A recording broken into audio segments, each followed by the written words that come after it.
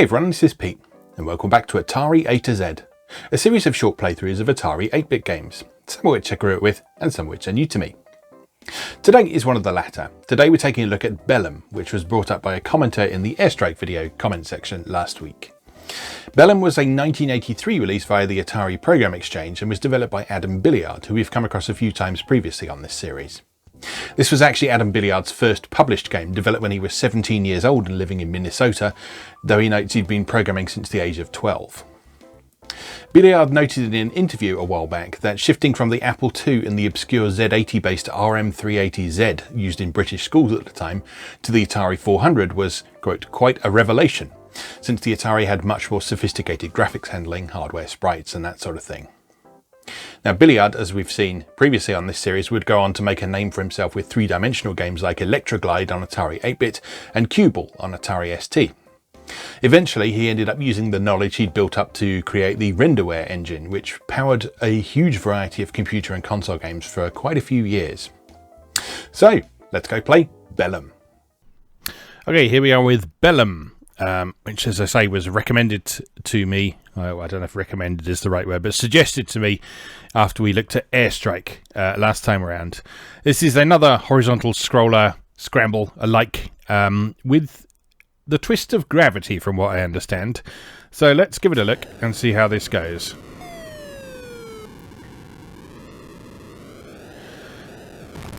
Whoops.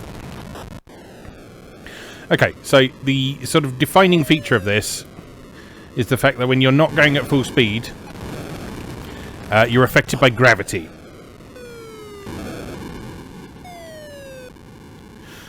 So that means you need to bear that. Oops.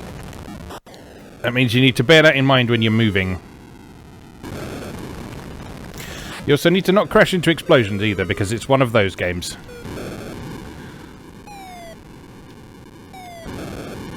And we seem to fire a bomb every other shot. Oh, that's really tricky to time. That's really tricky to time. Let's give it another go.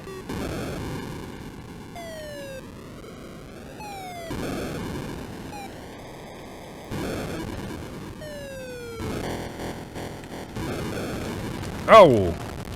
Okay, I'm starting to get a feel for this.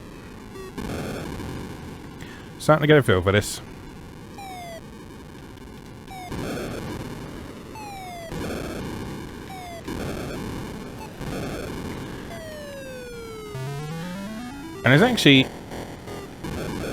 Oh no, I've done it again. You've got to remember not to hit the explosions.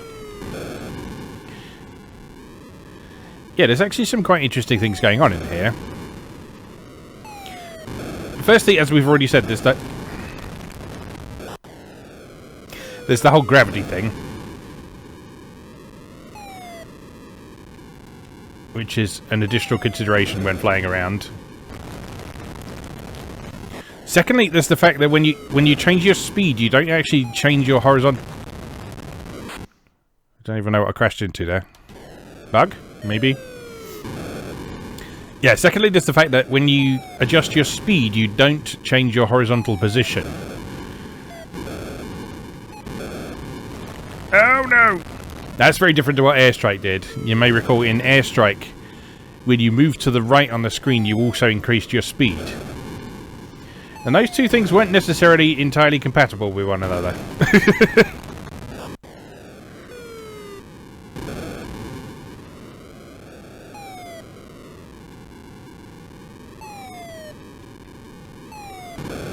Oh. The trouble with the speed change thing is it's just not quite responsive enough for you to be able to use it to respond to particular situations.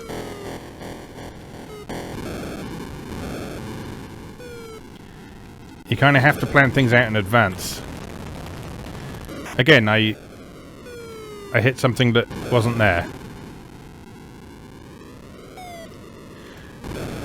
Oh, I see what's happening. Right, what it's doing is occasionally it's leaving a bit of sprite behind. You can see that little blue line that's there. Occasionally it's leaving a bit of sprite behind. And that sprite is colliding with things and making it think that my main sprite has collided with things.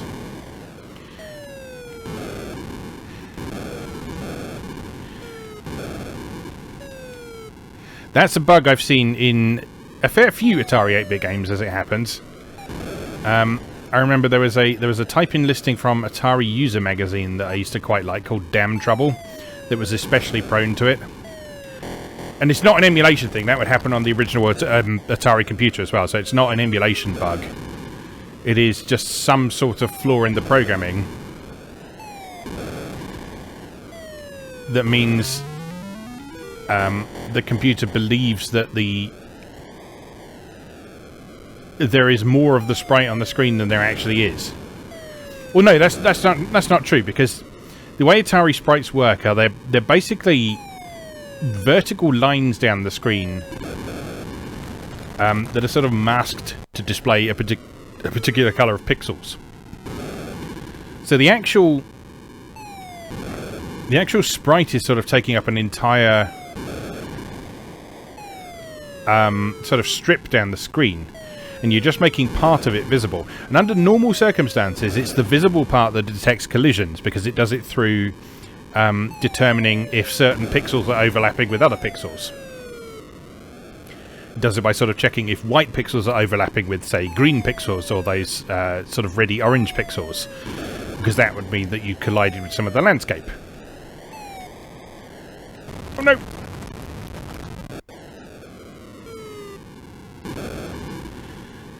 And what happens when that little glitch causes a bit of sprite to be left behind lower down the screen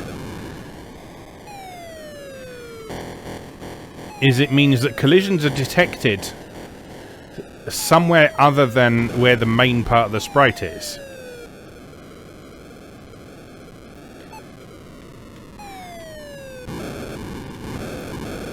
And it's not necessarily the Atari itself doing anything wrong, because it's doing what you told it to.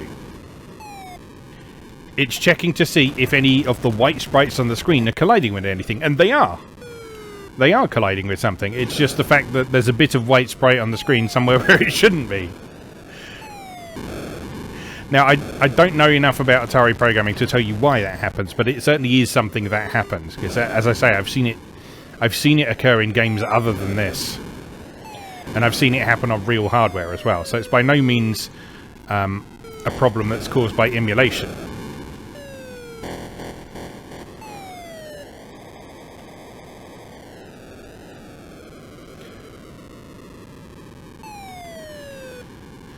And thankfully it seems to have settled down for the minute. And we are able to proceed on our way. Okay, I'm starting to get the hang of this now. Oh, hello. Is that the end of the level? Yes, it is. Cutscene. How about that? Oh my god. Oh my god. You have to be kidding me. You have to be kidding me. Oh dear me.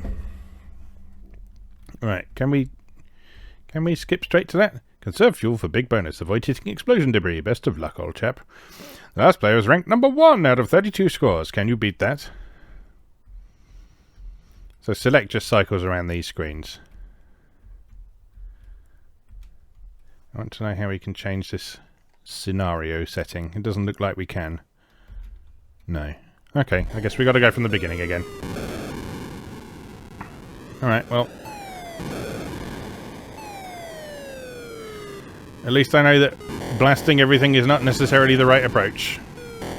Sometimes you just gotta throttle up and just get through as quick as you can. Yeah, so it's actually pretty easy if you do it that way. Right, now into this ridiculous nonsense.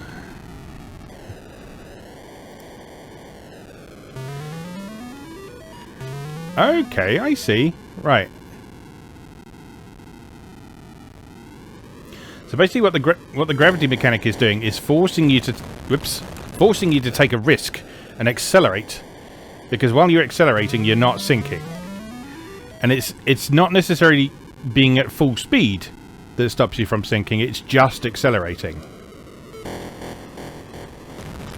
Oh god. So you don't have to go... You don't have to go at ridiculous speed. You just have to... What am I saying? Just have to throttle up a bit when you want to keep yourself safe. And then when you've got downward diagonal bits like this, just let the gravity take you down naturally. Avoid this nonsense. Duck back under it. Destroy the thing to give you some space. Accelerate through there. Oh no! I've crashed!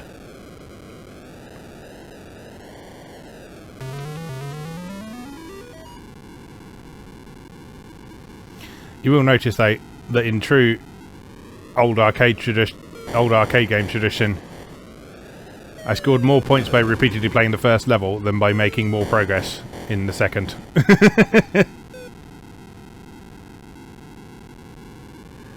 Alright, up there, then back down here again. Carefully. No, no. Oh, I could have made it through there as well. I could have made it through there. Upsetting. Alright. Okay, I'm getting the hang of this.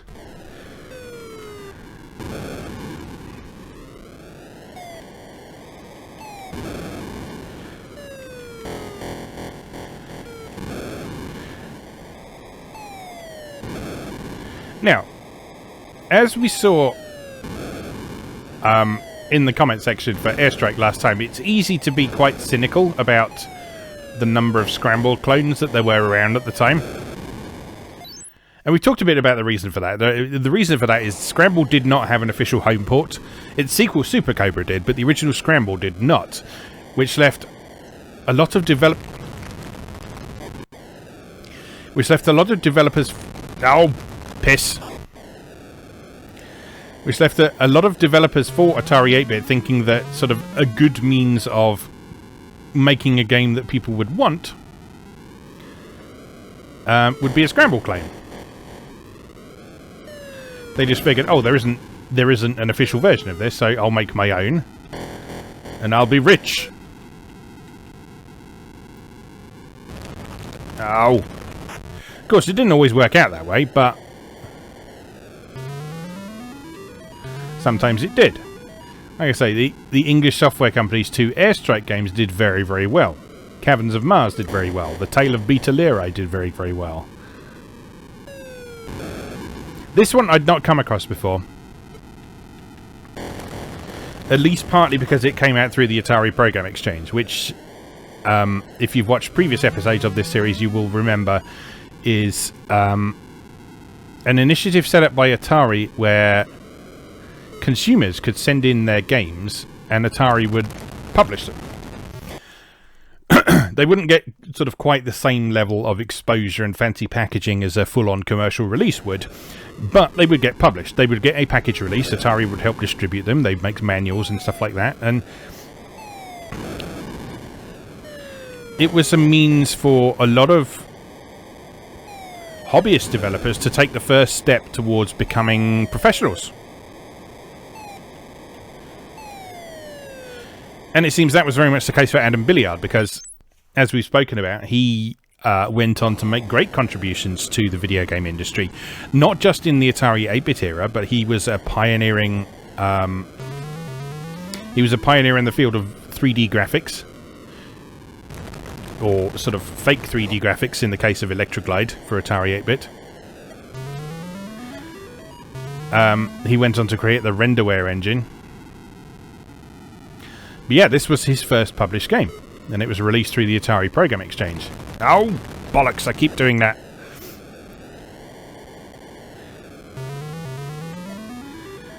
And so that gave him the opportunity to release something, get it onto the market, and get an idea of what it took to produce a commercial video game.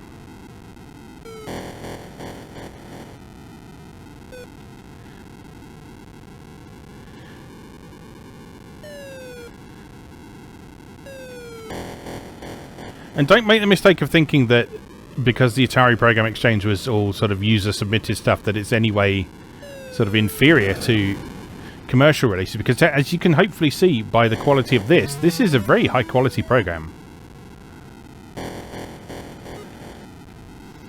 And APX also gave us stuff like Caverns of Mars, which went on to become commercial releases, and so on. So yeah, it was a really good initiative for Atari. It just didn't last for very long, sadly.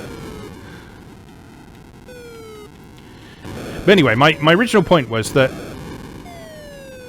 although there were a fair few Scramble clones around at the time, and it's easy to be cynical about that,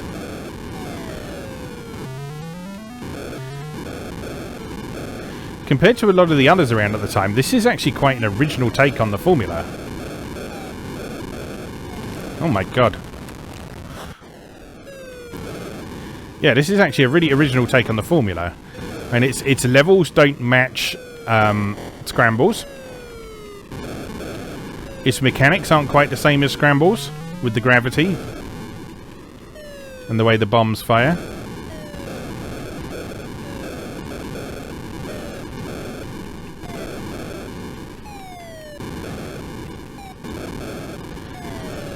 The intensity of this sequence is really quite impressive. The number of things that are happening on screen at once.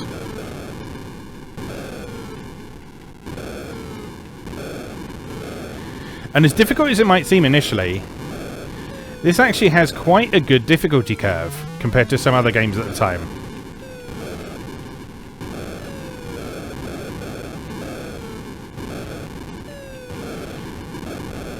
Yes, there's a bit of a brick wall when you first start playing.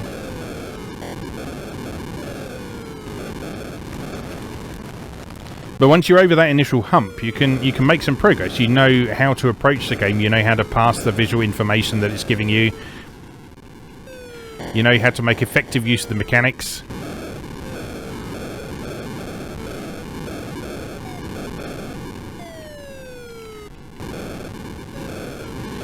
And you can see that it's doing some quite creative things to the formula.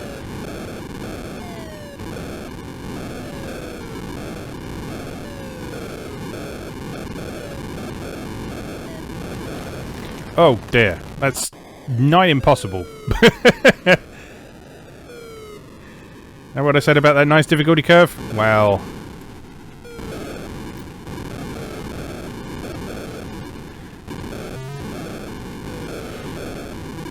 You know, I don't think it's that bad. You've just got to...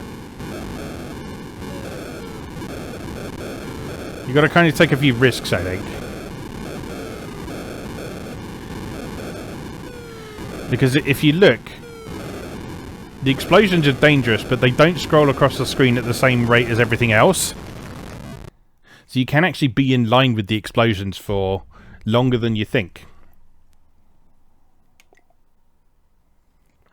I'm actually really impressed with this. I'm actually really impressed with this so far. Let's give it one more go.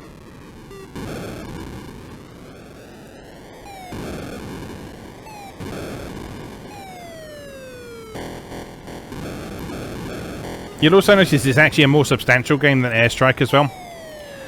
Because Airstrike just had that one relatively short level, a very difficult level, yes, but one relatively short level, and then it just looped and made things harder by limiting your ammunition. Whereas the different levels in this, they are completely different from one another. They present very different types of challenge. Whoops.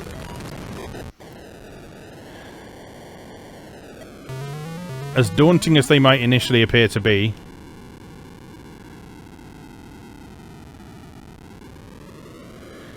and they each demand slightly different skills from the player.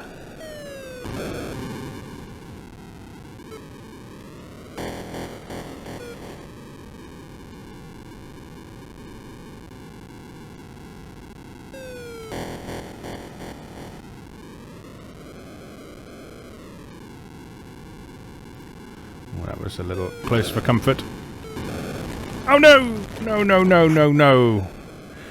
Oh, I don't like having to go right back to the beginning of the level every time you die, though.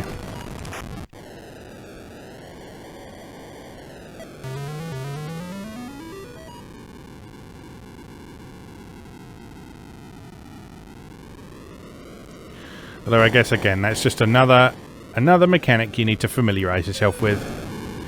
And it does give you an opportunity to learn the level, if nothing else.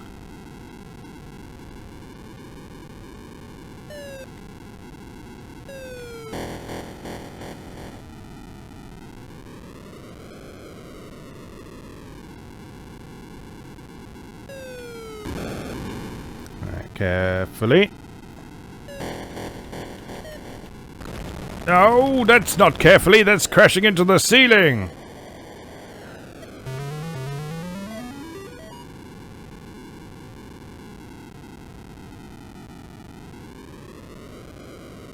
Yeah, this is actually really, really good.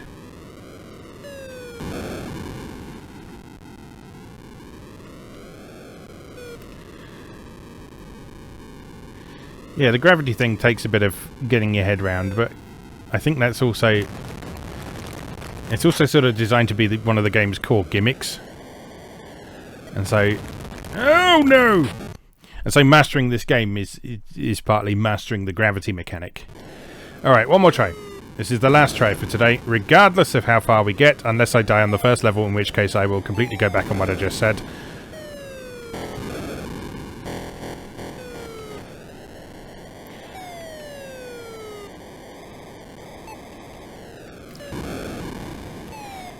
But I would say my ability to clear the first level is fairly secure at this point.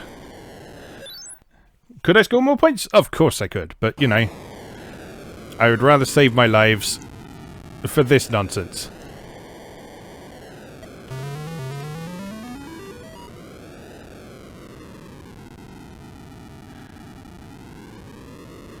Because make no mistake, this is indeed nonsense, and I'm going to run out of fuel.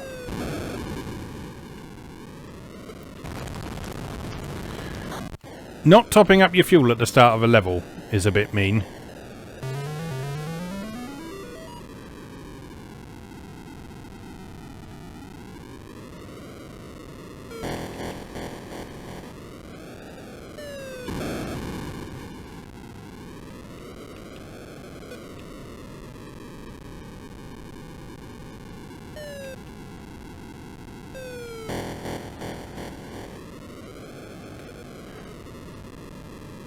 But I guess, particularly once you get into the next stage, extra lives are reasonably easy. No, no!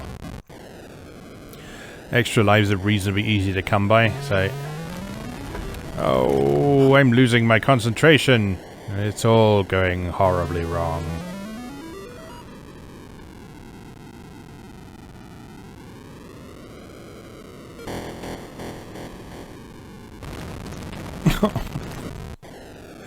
Why?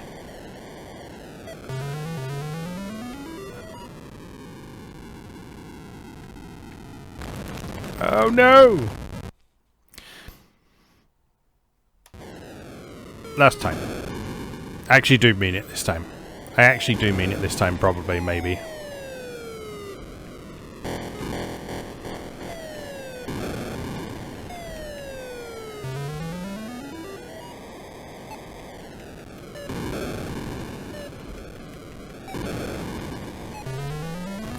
Oh no, I died on the first level, that's embarrassing.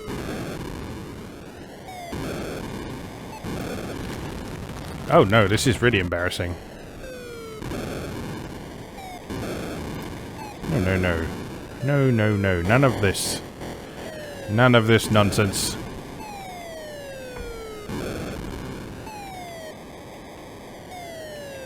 Forget the fuel, just make it through. Oh, I got my death sprite is there again.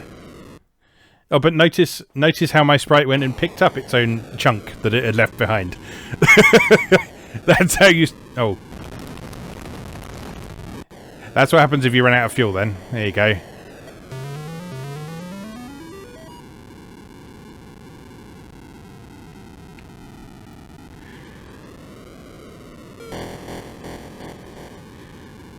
And apparently it is indeed possible to start the next level with no fuel whatsoever, which is nice. So yeah, that aspect could have done with the tweak. But aside from that, this is a neat game.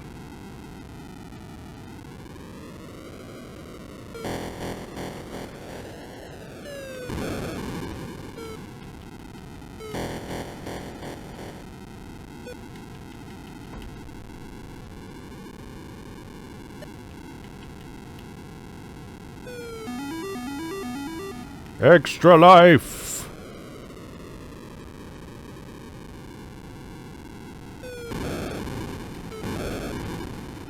Carefully. I'm not going to bother going over the top this time. Let's just go through here.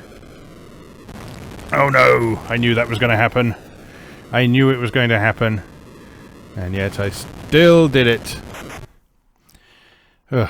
Right, I think that's probably enough of that for now. But you get the idea. It's Bellum. That's neat. That's cool. That's the first game by Adam Billyard. I would later bring us Elektra Glide, which I hate, and Q-Ball, which I actually quite like. And also the RenderWare engine, which powered a lot of really great games. Excuse me, particularly in the PS2 era. Stuff like Burnout, Grand Theft Auto 3. All sorts of things like that. It all started here, I tell you. It all started here. Without Bellum, we may not have had Grand Theft Auto 3. Well, maybe. I don't know. Anyway, let's leave that there for today. As always, thank you very much for watching, and I'll see you again next time.